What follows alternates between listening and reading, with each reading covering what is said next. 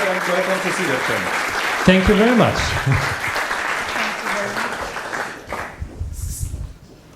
So maybe we can just introduce ourselves. So my name is Monique Giese. I'm a partner at KPMG. I'm heading the global shipping network and also the national one. Yeah, why I'm here, I think it's very, very important to raise the issues we are going to discuss today and to increase awareness as much as we can to make people change something and also to make companies change something.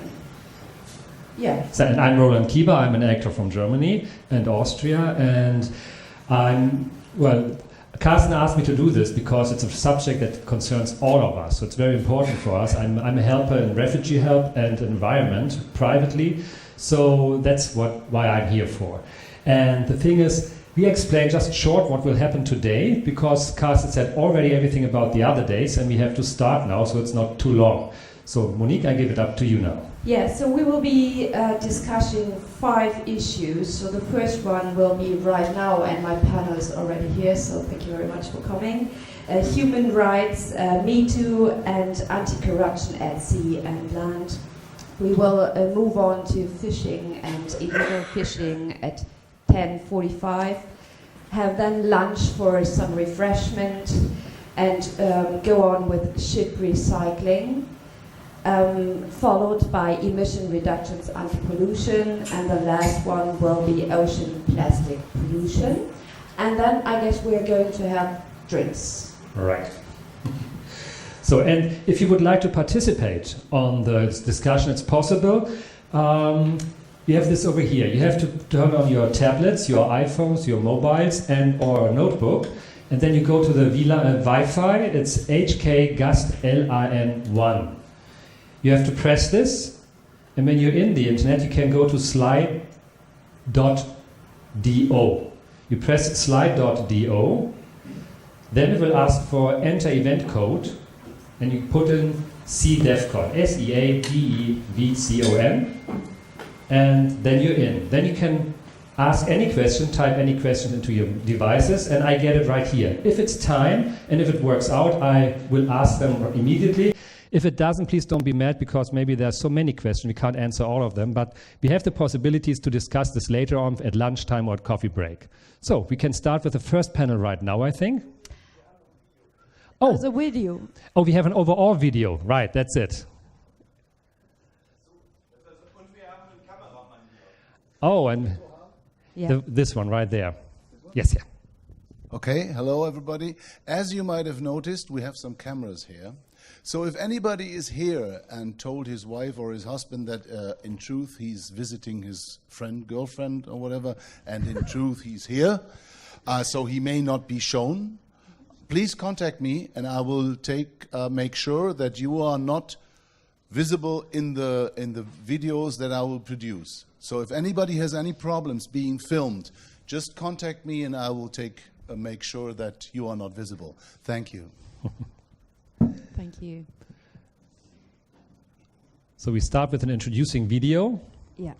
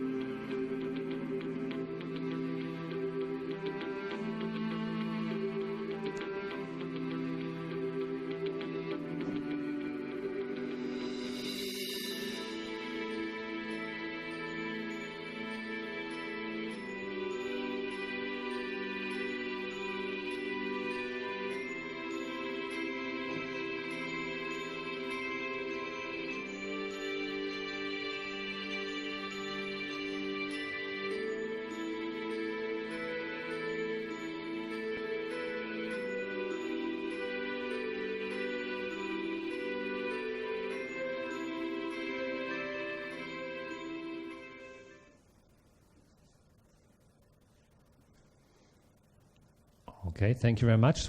Now we start the first panel with human rights at sea. There's another video in front of every panel. So please start the video for human rights at sea.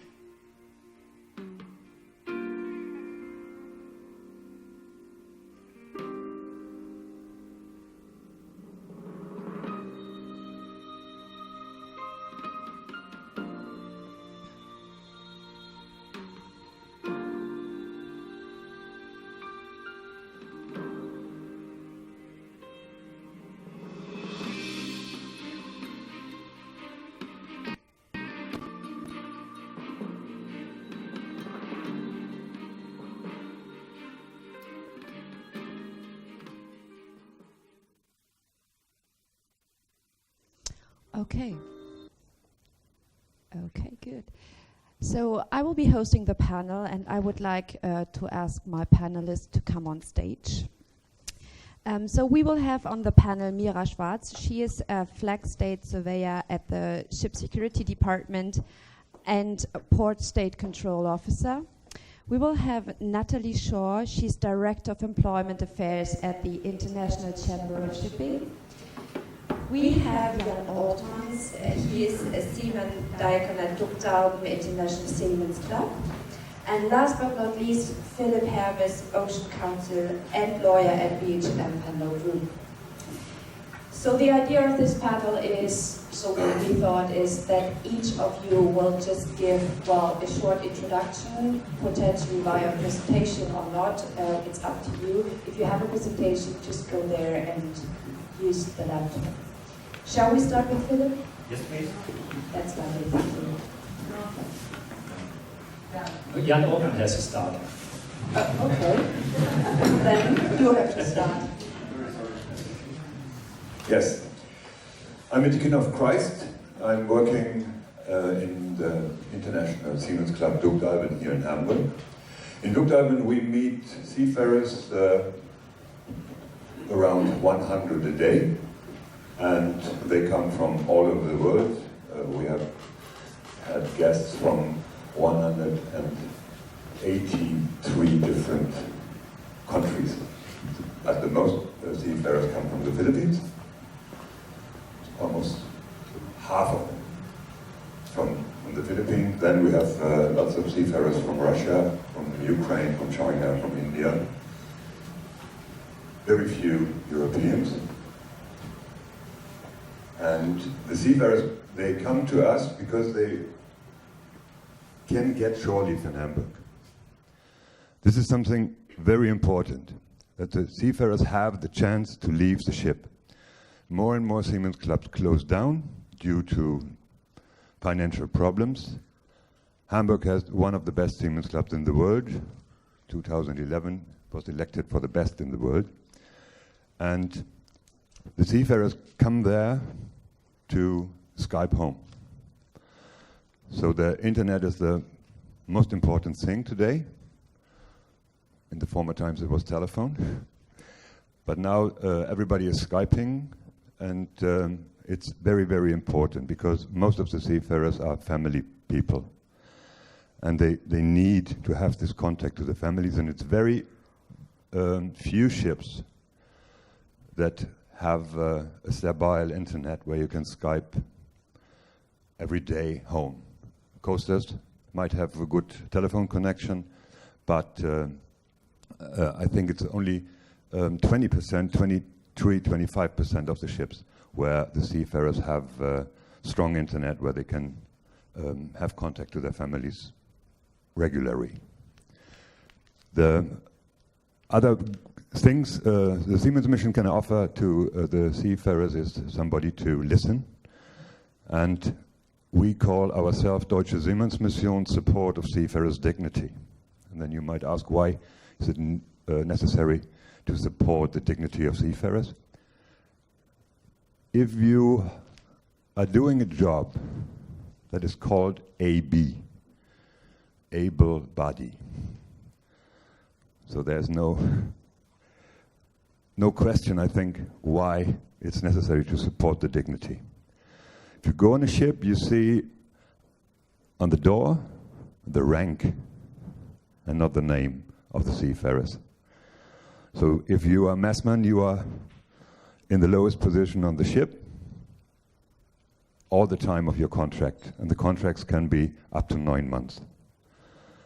If you are the captain, then you are in this position and you are master next to God, but you have to be it for 24/7.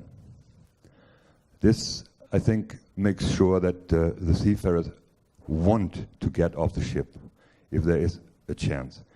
And as I said, it's very, very poor that the regulations are in many countries that the seafarers have no shore leave.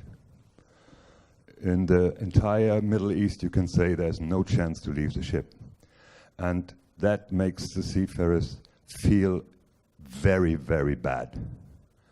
And also, it makes the seafarers feel like they are outlaws. And due to the regulations after 9/11, it was that the seafarers are very, very much controlled. And nowadays, they cannot even send money home or buy a telephone card without their passport. And in many, many cases, the captains do not allow them to take their passport ashore. So you see there are a lot of problems where the Siemens mission try to help. Thank you. Thank you, Jan. Philippe, now it's up to you. No, it's Natalie Shaw, I think, the next one. Sorry. What the hell? So No, Natalie. Mira Schwarz. Oops. I have no problem if my colleague wants to go first. No, it's Mira Schwarz first. I'm sorry. She's the second. So you're the last one. That's what we figured out now. Even if it would be better. So this is on? Yeah. No, I don't have any slides. Good morning, everyone. I'm Mira Schwarz. I'm working for the BG Verkehr. This is the maritime industry, the maritime shipping authority here in Germany, and we do flag state. That's not the issue here, I think. And we do port state. So we control all the ships, the foreign ships, which call our ports if they are in a special time window. There is a system. It's called Paris Memorandum of Understanding. Maybe some of you know. We have one database collection, so we can see all the inspection which the other member states will do. And so we try to really get all the ships which will come to European ports, and also Russia is included and Canada. So luckily the pictures we saw in the introduction video is not my daily business. So these kind of ships are not calling our ports because they would probably never leave again. And they know that, but still there are problems on board. So we are checking safety issues mainly, safety environmental, and now since a few years we have this new MLC, Maritime Labour Convention, and we are about to check that, of course. And still there are a lot of deficiencies in these areas. Let's say the paper deficiencies are going down because after 5 years now everybody knows how to write their contracts and things like that. But still the conditions, the living conditions are not good on all ships. And what makes me very angry is if the payment is not working. Mm-hmm. And that is the issue. That is not a mistake. If the seamen are not paid the money which they earn, everybody knows that. So the company knows that they don't pay, and they know that this is illegal. So I'm really angry if we have anything like that. And then we have the possibility also to detain the ship. So that means the ship cannot leave the port until all the deficiencies are fixed and until the money is paid. So I'm here today because I was a seaman before, so I really do care for the seamen and their rights. The difficult thing is that they don't know that. So as a port state control officers, we are not much the friend of the crew because we're checking them and rewriting remarks. So it's very hard to make them trust us. So since this new MLC labor convention is in force, there's also a possibility to make an official complaint, and we take that very serious because I know if a crew member is complaining to us, that means they know we are coming, and that means for me they are very desperate and need help. So we try to do what we can on the ships calling our ports. Thank you, Mira. Thank you. So now I will check. I guess I don't know it's, who's next. I guess it's Natalie, isn't it? So we have the pictures. That is the pictures you provided. Okay, there's not so much to say. You can show it. More or less self-explaining, I think. You see the conditions of the living conditions of seamen. That's of course not every day. And of course, yeah, that's the living condition of some ships. Of course, not of all of them, but still these kind of ships existed. All these pictures are made after MLC is in force. So you see the standard cabin, the toilets, cleaning facilities. That's from the kitchen, a picture that is called air condition. Usually the ship has an air condition. You don't need air condition in every room, and especially not like that. I mean, that is, again, very unsafe because you cannot close the window anymore. Okay, thank you, Mira. We will get back to that. It's more or less the same. During the discussion. Maybe this one picture here, which I just found in preparation of this presentation, which is again, same as Jan said, in the article, it is prohibited to bring your family on board. And that is really something not necessary. So there is a possibility that families can come on board, and I think it's so cruel to by the contract to exclude this possibility. And then again we have this problem which Jan experiences every day. Is it Port of Hamburg? That was at least a German port. I don't know if Port of Hamburg. But my colleagues made that picture, or some of the colleagues made that picture. Yeah, that's a sports room. So that's the law we have in MLC, is that there's at least one recreation room for the crew to make them feel well, to make them have some other thoughts, to get down of the work. That's it. Thank you. So Natalie, now it's your turn. Yeah, I had a video that was to be shown.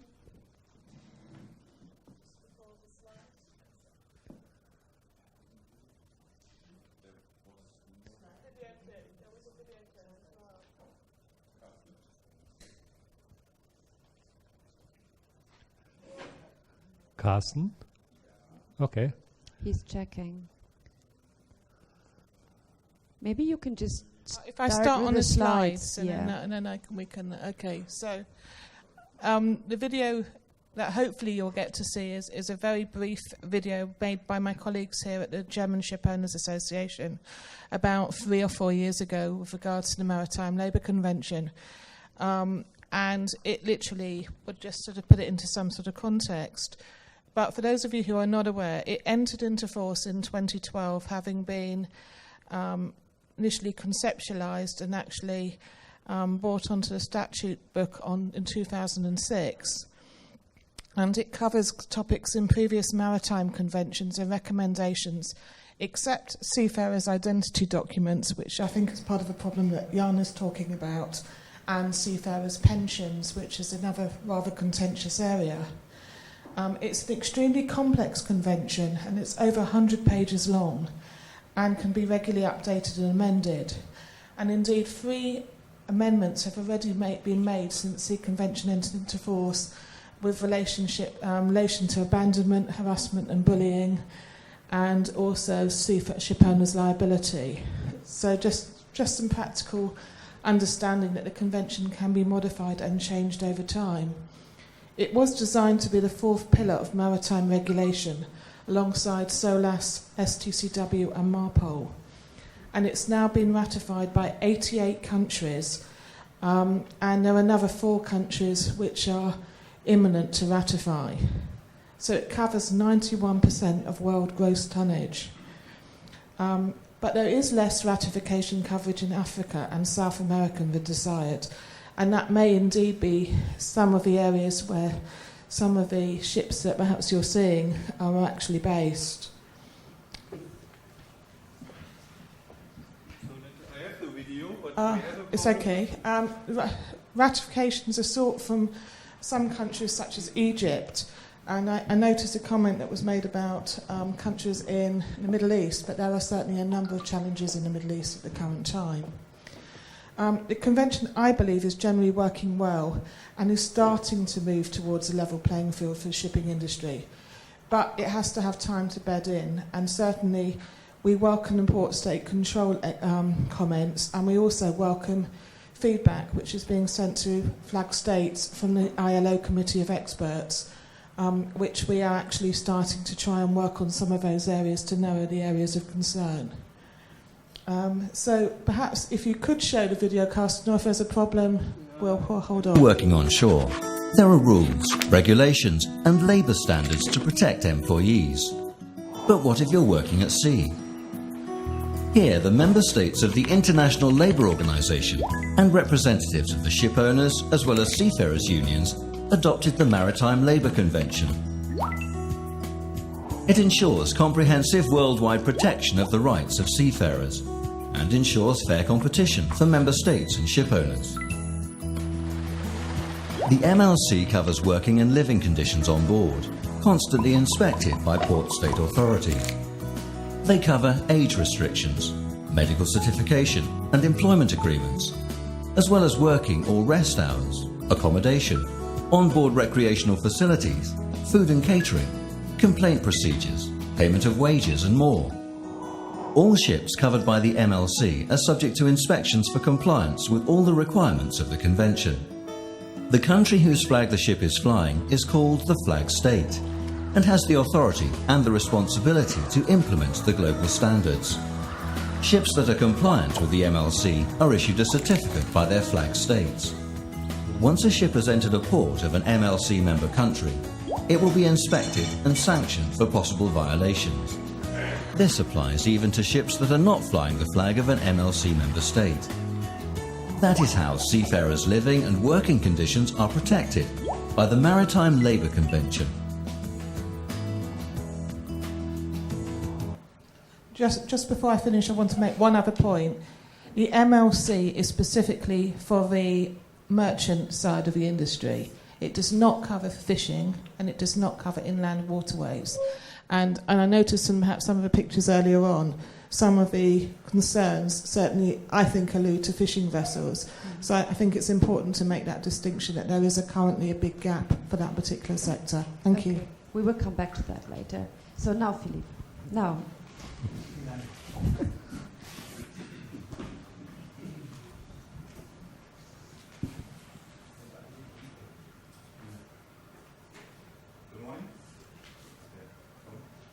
Ne, ja. Müssen das Handmikro, oder geht's? Hier ist Ton drauf. Good morning. My name is Philip Hermes. I'm a Hamburg-based lawyer. On the screen, you see the name Paul Holthus. He's the president of the World Ocean Council, but presently he should be in New York to negotiate the BBNJ. And he asked me as secretary to the World Ocean Council to give this presentation on the World Ocean Council and to participate in this debate on human rights. So the presentation is more or less to introduce the World Ocean Council and then some words on myself. So I'm a Hamburg-based lawyer. My background is maritime security. So take care of law enforcement actions by public authorities. I do advise NATO maritime forces in regard to boarding vessels in international waters. And I also work together with Human Rights at Sea charity, which is a London-based organization, to advocate the position of seafarers and other human beings at sea. So, meaning with this short intro, I might switch the heads I'm wearing depending on the need for the discussion, because I would already like to start the discussion. Just a brief about World Ocean Council. World Ocean Council is a privately organized corporation or group of interest of maritime stakeholders. And just to outline who is a maritime stakeholder, there are 3 points. You have the direct ocean users, you have the support industry, which is more or less shipyards or repair yards, and then you have the using of the shipping infrastructure.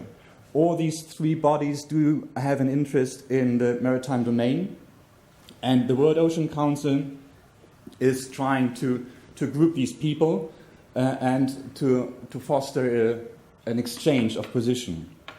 Just to visualize what is happening in the ocean is you see all these different industries. They are regulated by different international organizations and different conventions,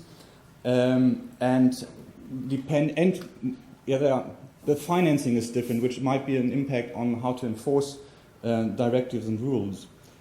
And the World Ocean Council is collecting the position of the private industry to ensure that once there's a public interest, that this public interest meets the private possibilities. Because it doesn't make sense if the diplomats and governments try to negotiate a paper, but the paper is simply not executable, just by facts.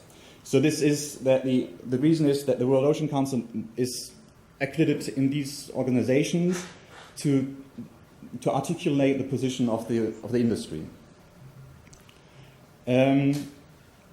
This is how a slide on how the World Ocean Council is regionally organized and what is their core business. You have the ocean governance, the climate change, marine pollution, biodiversity. All these issues are concerns of World Ocean Council. Food security, energy, disaster, all these things is relevant for us. Just a bit of marketing, the final slide. The World Ocean Council is organizing an annual summit to bring together all the stakeholders, all of them. This year it's in Hong Kong.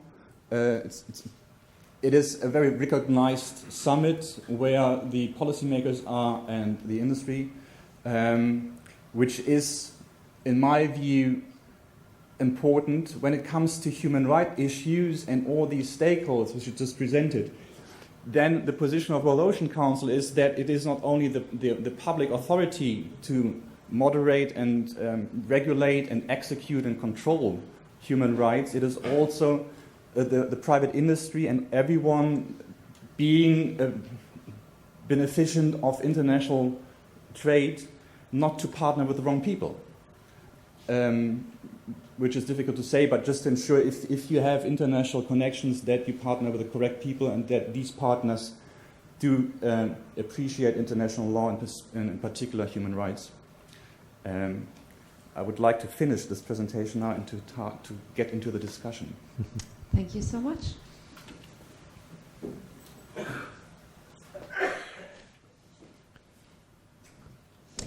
So I think the most important statement, the most important statement is that human rights apply to everyone, right? So looking at the maritime industry, well, we have touched some points. So we have the shipping industry, so we have people on board, we have people on shore, we have the shipbreaking industry, and we have the fishing industry, which was mentioned by Natalie. So I would like to open the discussion by asking you, so please decide who's going to answer first, not at the same time, if possible. Has the working situation, when you look at the whole industry, Has it improved during the last couple of years? You mentioned the Maritime Labour Convention. Has anything improved, or what is the status quo on that? Because we are looking at an industry that, well, goes through a crisis, so there has been a crisis for 10 years now. So the question is the cost pressure also one of the problems? Well, I'm happy to start to get shot down, so that's what I'm here for, so I fully expect it. I think you asked, has it changed or has it got worse in the last couple of years? I'd rather look at a 20-year time frame and say, are the ships we're seeing coming into ports like Hamburg now as bad as they were 20 years ago? And the answer is categorically not. So conditions on board have substantially improved. Yes, there are some problem ships. Yes, unfortunately, there are some situations of abandonment which are totally unacceptable. And yes, sometimes, unfortunately, we have to face other situations like piracy and other challenges which seriously affect the attractiveness of seafarers to want to work at sea. But I think part of the problem for me is that to an outsider, the distinction between what is the merchant sector, what is the inland waterway sector, and what is the fishing sector is very difficult to discern and difficult to understand. And personally, having been one of the architects of the MLC and trying to get good, I would say, acceptable standards on board for seafarers to live on a common benchmark, other sectors just don't seem to be wanting to take that on board for the good of the broader industry. And I don't know how we move that forward. And I'd certainly be interested to understand from a port state and from a missions perspective as to how we can try to get everybody at least to that minimum standard and then move forward from there. I think it's very slow change. I was expecting it faster. And still it is that, for example, the ITF, the Union of the Seafarers, collects per year $40 million outstanding wages. And this hasn't changed for the last 10, 15 years. What I have observed from a Navy background is that if you have the ships entering a port and you have port state control organization boarding and checking the conditions, then it's even better than compared to some like slavery motherships in the Indian Ocean where there is no control and no access. And what you just said, like the flag state has a relevance because the flag state is controlling and endowing control. So basically, there's a long way to walk. Mira, would you like to add something? I would also say that in general, over the last 20 years, for sure, it has improved, but not necessarily after the last 5 years or something. There are some things getting better. As you mentioned before, the internet, I see ships, they have free Wi-Fi all over, and I'm surprised because I know some very good German companies are not able to provide that on board, and I wonder, why not? What's the problem? I think the technical possibility is there, of course. But then some other things, yeah, as you say, we are on the way, but the way is very slowly. And then sometimes it's also not clear. The MLC is making suggestion, I would say, but it's not always that the seamen want that. And that's very difficult for me. At least in the interpretation of Germany, the maximum voyage or the maximum contract can be 11 months. And then you need to have this paid leave for 1 month, which is, I think, for our impression is horrible already. I have been on board 5 months, and that was already a kind of disaster. But then, if we find a situation that the seaman is employed longer or has a contract which is longer than 11 months, our procedure is that we ask the seaman if that is okay with him. And then some seamen are very surprised, what am I asking them? So what is your problem? What does she want from me? Of course, I signed 13 months and I want to stay. And if you send me home now because 11 months passed, you totally destroy my plannings. I need this additional money for another 5 or 4 months or whatever. And then, of course, we don't force them to go home because it's not in the interest of the seamen. But that's a problem we face. It's not, let's say, our approach of a contract is not the same then for everybody. That's quite a problem, I think. I think on that last point on entitlement to leave, this is quite a challenging one generally. And I know it's something that the ILO is currently looking at because there have been different interpretations on this. So this is an open area. But certainly the MLC itself is silent on this. And the reason for that was very clear from the seafarer's perspective, not from ours, as you rightly point out. Because we look at something, all 4 of us are Western Europeans, and we're looking at it from a Western European perspective of how we take our vacations and how we like our leave. But for seafarers from emerging countries, many of them want to have a longer period back at home afterwards. They want to serve for a period of time, and then they want to be able to have sufficient time at home, back home, to support their families and their extended families and to participate in activities. And for them, the last thing that they want is shorter contracts. So, as you say, it's not as black and white, but the convention is silent on this. And I think until we have some clarification once and for all, this is going to be a topic of differences of perspectives depending on where we come from in the world. Well, would you like to add something?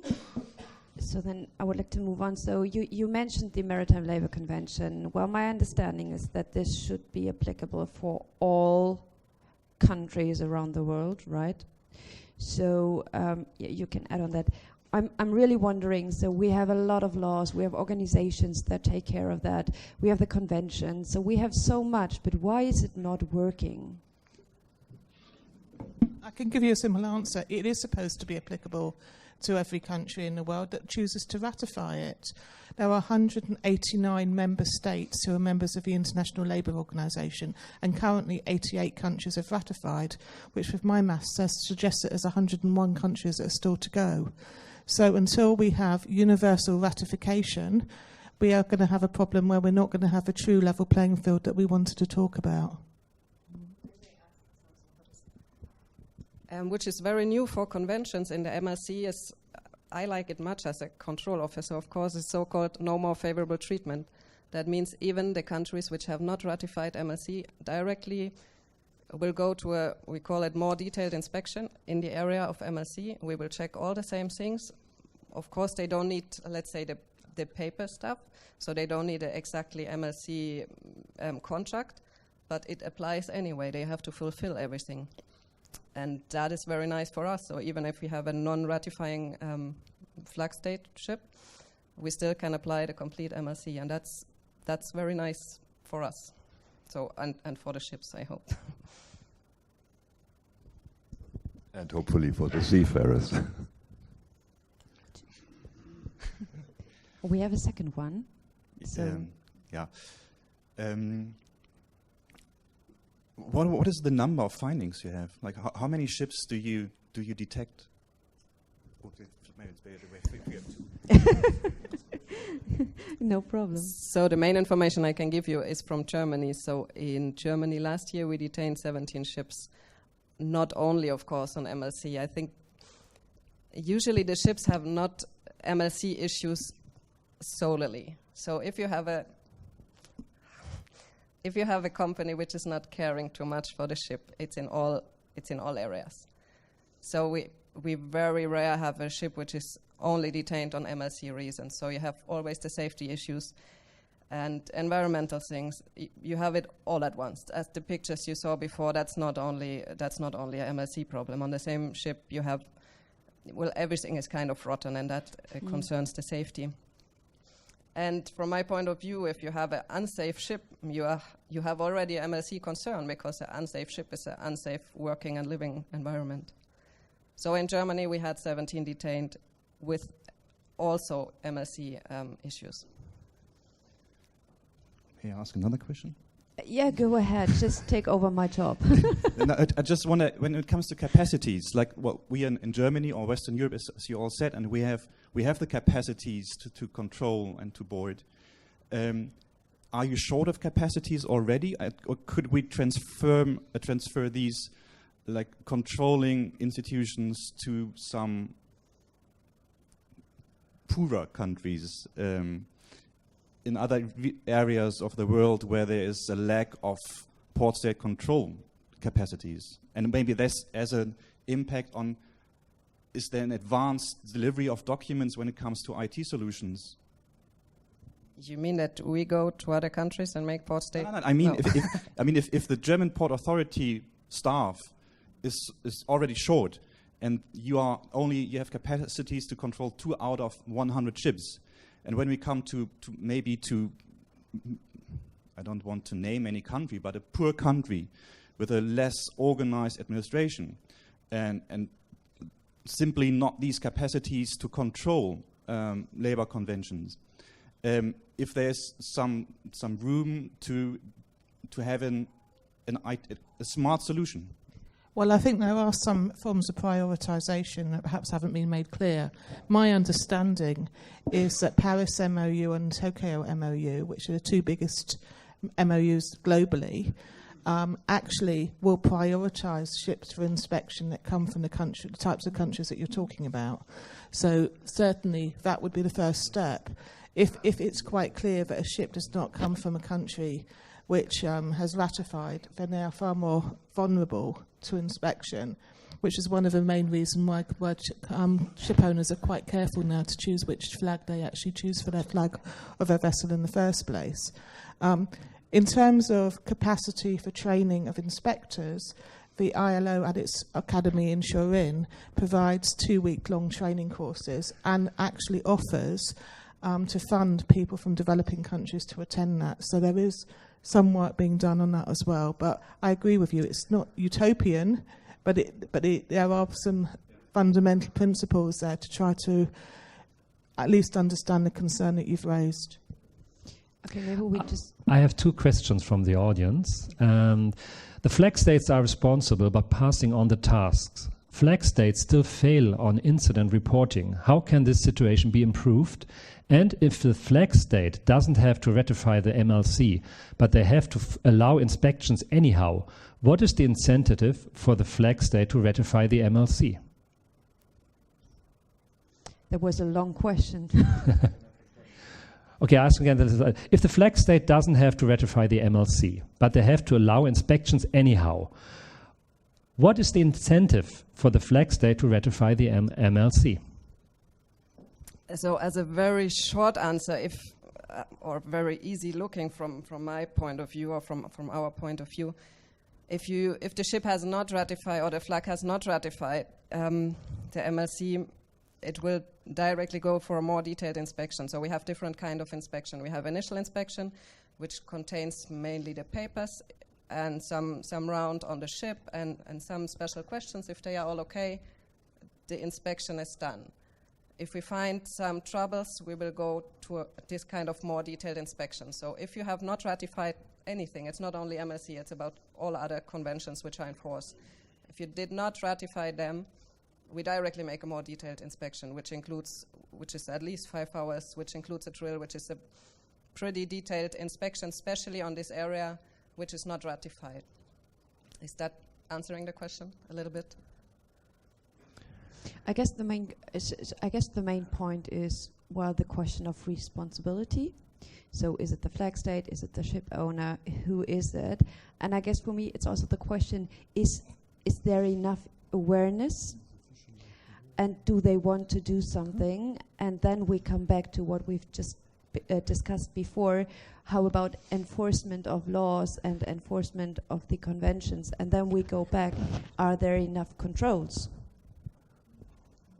Well, we talked about flag state inspection and we've alluded to port state control. But yes, it's not just about flag state inspection, it's absolutely about port state control and very tight enforcement. And with the database and the intelligence that the database can give and the cross-exchange of information across the different MOUs, there is intelligence about certain vessels and certain problems, and those vessels are much more subject to rigorous inspection. So gradually it makes it more and more difficult for those ships to trade. But yes, I am frustrated. I have to tell you, I have to deal with cases of abandonment that land on my desk and are in certain countries around the world, where if they're trading between certain countries which have not ratified, so if a ship from one country that's not ratified goes to another country, then there isn't an inspection regime there because neither country is a party of that. And actually, if we do the analysis of the data, that's where the problems remain. Absolutely, there are certain, if you like, areas in the world where I can draw a map and I can identify exactly the problems that we're getting. And those are the types of areas also where the states will not support the setup of missions, they will not support the setup of support mechanisms, and that gives our industry a bad name. It absolutely does. I can't stand here and defend those types of ship owners. They're not the ship owners that we would want to represent. We want to represent quality shipping. And everything that can be done to stamp out those sorts of irregularities should happen. And why is the fishing industry excluded from the MLC when labor issues are most problematic there? What can be done?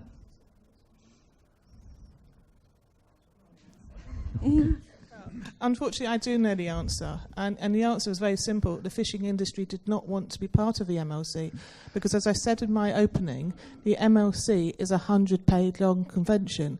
The fishing industry now has its own convention. It has been ratified, I think, by about 15 countries, so 15 compared to 88.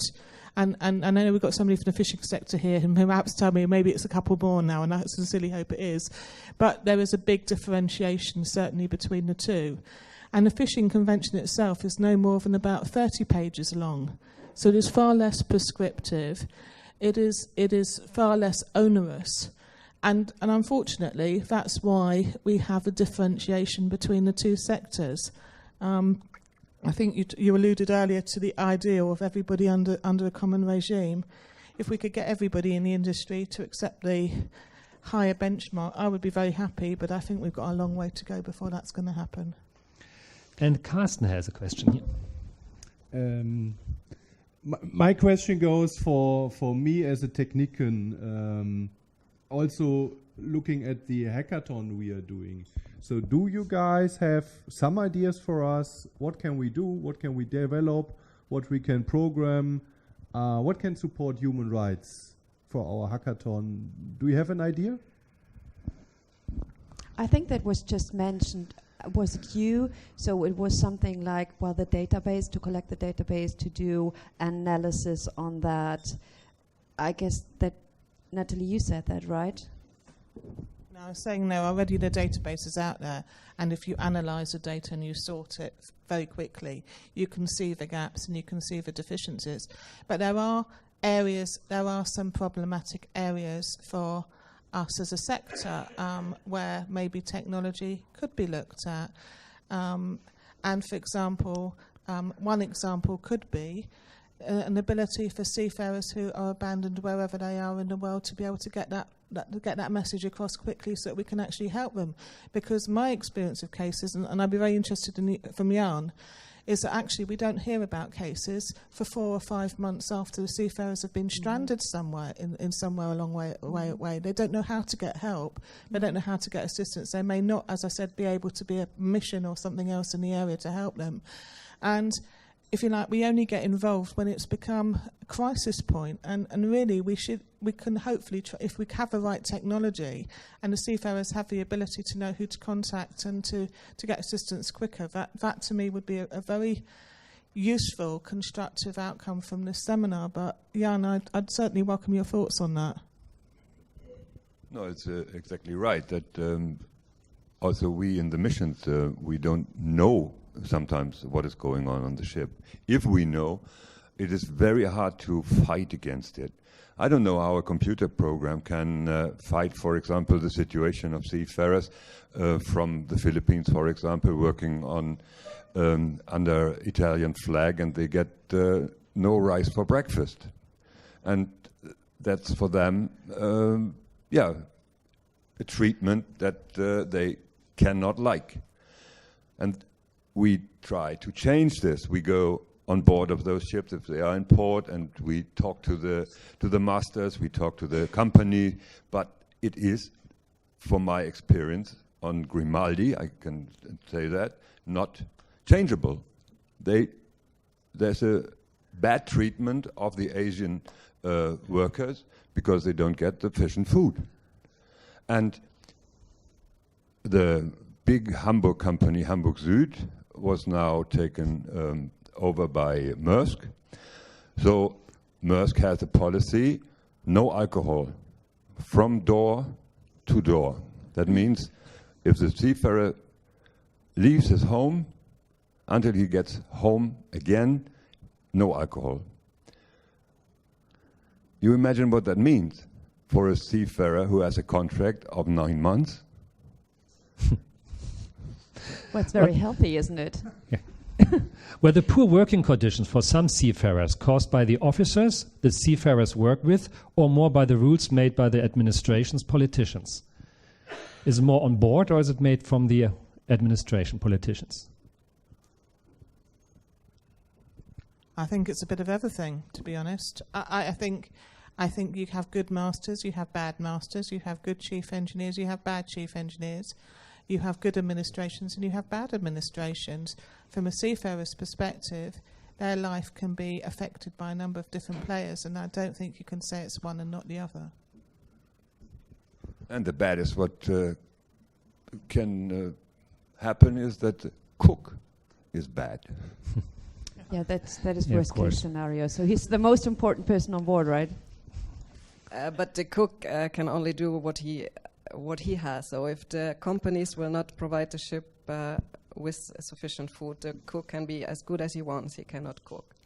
And I'm shocked that still we see ships arriving here with more or less empty stores, and very rare in 1 or 2 cases they also did not intend to order anything, because Hamburg, is pretty expensive, so we go to the Netherlands, it's cheaper there. Well, that's another 3 days, and if you have bad luck, you will drop anchor, it's another 5 days. And always I ask them about the order list, and I want them to have an order in Hamburg or in this port where they are, and usually they can provide that, but still they arrived with almost nothing. And that was the schedule. So what happened if you have bad weather, you have an additional voyage, or the voyage will be longer for 2 weeks because you had a bad weather, you had a breakdown of engine, you had to drop anchor. All these things can happen. So how can you arrive with 2 apples and 1 steak with a crew of 15 people? And that is usually coming from the companies. The captain would immediately order food, of course, because he's also trying to live from that what is remaining. But I'm very pro seaman. I think a lot of the living condition is coming from outside, because the crew also likes to live in a good condition. So of course they do whatever they can, but how much they can usually is about money. So if they have nothing to buy, like nice sports equipment or everybody's favorite karaoke play. So if they are not provided with something like that, they can never get it by their own. That's not possible. But I would say that, to be very honest, it should be quite clear who the ship owners that have bad conditions on board, who they are. And I would imagine that everyone knows the names. And I'm really surprised. There are still people, especially Filipinos, that are going to work because they need to feed their families at home. But in the end, why is there not an organization or like laws that, go to the ship owners? Because they are known, aren't they? I can answer that very simply. If you live in some emerging countries, and it's not just the Philippines, I'd now say that as a growth example for seafarers from Myanmar and from Vietnam, from other developing countries, where their conditions of living at home are so dire and they're so desperate for their families that, quite frankly, a chance of a contract with no opportunities for work at home, of the money to be able to come back to their families, they're not even looking beyond what's going to be like, what life's going to be like on board the ship that they go to. They're just focused on actually getting on board to get some money to go home. So they're not as well briefed as perhaps Filipino seafarers are now. I think Filipino seafarers amongst themselves tend to know which are the good companies and which are the less good, and I'm a bit more choosy.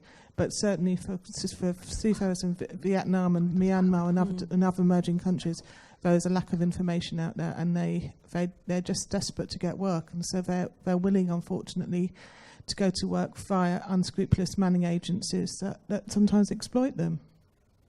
So when we're speaking about solutions, because that is why we're here today, and also find technical solutions, I would be very interested in your thoughts on how social media, social media, they spread information all over the world in a very short time, how they potentially might change this issue because with social media you create an awareness around the world.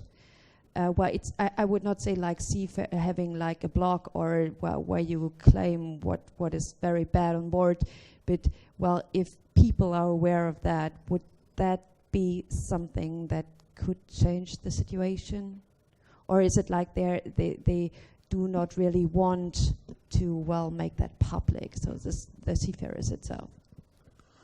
I think it does change a lot. I had an example some months ago with one chief engineer from the Philippines, and his manning agency treated him very badly because of his age. Mm-hmm. And I told him, why you don't contact others? Yeah. And then he did, and he has a group of other engineers, and he got such a big support that the next day he could go to his captain with strengths and tell him, my company is treating me very badly. Can you change something? And the captain was able to change because he could arrange that another company took him over, because the captain said that this is a very, very good chief engineer. And so this was giving him the strength to change his situation. But then it is a question of networking, so also networking beyond the vessel you're on and beyond the company you're working for. So creating networking where you can, just create a respective power to force people to change. Exactly right. Okay. Any other thoughts?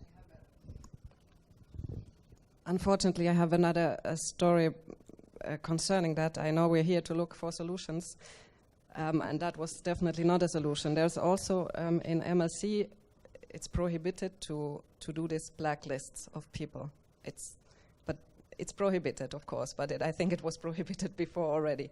But it still happens. So some crew must be very careful in what they say and where they complain, and they have to make it anonymous. Otherwise, they will never have a job again. So these blacklists are there. And I think that makes the crew pretty afraid to at least open up. We hear the story that the person was complaining about MLC issues on the ship to our authority, and we went on board, and of course we make that as anonymous as possible, so we don't go on board and say, this guy, he complained. Of course not. But somehow they found out what happened, and a few months later he complained again to us and said, well, somehow I'm on the blacklist, I don't get a job anymore. So that's also happening. Yeah, especially there are specific rules for using social media on board and posting on Facebook and wherever, right? I heard that from a crewing company that they have specific rules where you are not allowed to post anything on Facebook or something while you're on board. Yeah, the companies, of course, are not amused if any kind of party videos from the ship are on YouTube, and the next day they have a collision or something. That's pretty bad, of course. Yeah. Okay, I guess I have one more short last question. Are there any web pages where the seamen can anonymously report issues on board so that the authority on land can react? Well, there's not a web page as such, but I can say that there is the ISWAN Seafarer Help Network, ICE1 is the International Seafarers Welfare Assistance Network, and they have an ability that you can either phone their helpline, or you can email them, or you can go online to their website and you can report things. And I can assure you that every single complaint that is made there is actually looked at and followed through. The problem is making seafarers aware that the ICE1 network is there to help them. Mm-hmm. Maybe as an additional question, what do you think about a whistleblower system or something like WikiLeaks or so for the shipping industry? Is this something you would support as an organization? Mm-hmm. Well, it's like well, you said there's like this web page where you can post your thoughts and claims and whatever. So this is something very close. But I was thinking about the same thing, whether you can, do people really know where to go to for, and well, do they trust the organizations, or so that you're not at the end of the day on that blacklist? So is there any opportunity to do it anonymous? I think it has to be the way that the various authorities respond to any complaints that they've been made, to know that it's a safe place to go, and that's only as good as the people who actually respond to the information that's provided to them. But I hope that normally we can do things in a pretty discreet and appropriate way to try to minimise that damage. But I do believe there's a challenge sometimes in encouraging the ITF and the unions themselves to publicise, because they would much rather that the complaints went directly to them. And sometimes they will use that for their own political ends, as opposed to thinking about the seafarer at the end of it. Some union inspectors are very good and will absolutely look at the seafarer first. Unfortunately, there are some people who will use it for their own political ends. So it's only ever as good as the people who are actually at the other end of receiving the complaint. Okay. Yeah. All right. Okay. So then we're done. I would like to thank you very much for this wonderful discussion. I really enjoyed it. And well, last but not least, I have one last thing. If you could have a wish for the next coming 5 years, what would you wish very fast?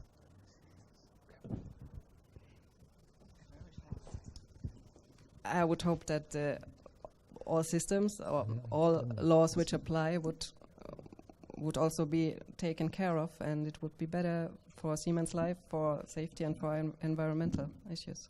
Okay. I want to move from 88 to 130 ratifications to narrow the gap. I think that the consumer, they have the chance that they can change something if they ask not only for biological stuff or fair trade, but also for fair transport. Yeah, that's lovely. Yeah, that's very lovely. Yeah. My wish would more administrative, just to say that the flag state authorities are working.